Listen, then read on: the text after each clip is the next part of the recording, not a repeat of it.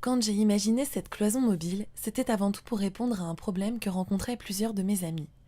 Louise vit avec Farah et sa chambre est dans un coin du salon. Olivia est dans un appartement en enfilade et sa coloc est obligée de traverser sa chambre pour accéder à la sienne. Ou encore Tana, qui partage ses grands placards avec Isia, qui, elle, entre tôt le matin dans l'intimité de son espace. Alors elles ont essayé de mettre des rideaux, d'installer une palette qui ne cache qu'à mi-hauteur, ou alors de condamner l'accès au salon la nuit, mais aucune de ces solutions n'est satisfaisante. Quand je leur ai demandé pourquoi elles ne mettaient pas une cloison, les réponses pouvaient se résumer ainsi. Je ne peux pas percer, c'est trop cher, trop lourd ou encore trop compliqué à monter. C'est pourquoi j'ai tenté de trouver une solution, légère et sans perçage, mais également facile à assembler et à désassembler. Mais ce que je voulais avant tout, c'est que chacun puisse choisir comment agrémenter sa cloison, avec les couleurs, les formes, mais également les matières de leur choix. Le système permet de mettre ce que l'on veut dessus, du papier, du tissu, du carton, du papier peint, ou même encore du bois. Pour fabriquer la cloison, j'ai utilisé 6 tasseaux de 2,45 m et 11 tasseaux d'1,30 m dans lesquels je suis venue créer des encoches qui permettent aux tasseaux de s'imbriquer les uns dans les autres. La cloison tient assemblée grâce aux tourillons qui passent dans chaque croisement et c'est justement sur ces tourillons que l'on vient ensuite plaquer son motif avant de le refermer par un élastique.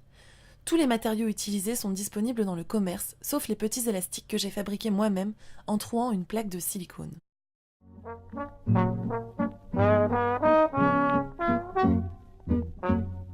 Derrière un paravent laqué, chinois petit laqué, chinois petit laqué, chinois. La comtesse lave son pékinois chinois. J'ai beaucoup expérimenté les formes pour tenter de proposer un nuancier des possibles. On peut décliner les modèles en superposant les calques, en inversant les étoiles, en jouant avec les pleins et les vides, mais aussi choisir d'autres motifs. Ce qui est le plus beau, c'est de voir comment la cloison évolue au fil de la journée quand la lumière change. Vous retrouverez un nuancier de tous les motifs que j'ai eu le temps d'expérimenter, mais j'ai encore plein d'idées à proposer. J'aimerais par exemple découper des formes organiques telles qu'une jungle tropicale ou un paysage sous-marin. Si j'ai choisi de vous présenter un prototype en un tissé, c'est tout d'abord parce que c'est l'une des versions les plus abordables financièrement, mais aussi parce qu'il ne faut que des ciseaux et un emporte-pièce pour la réaliser. J'ai fait l'acquisition d'1 m3 de chutes d'un tissé dans lesquelles je suis venue découper les étoiles.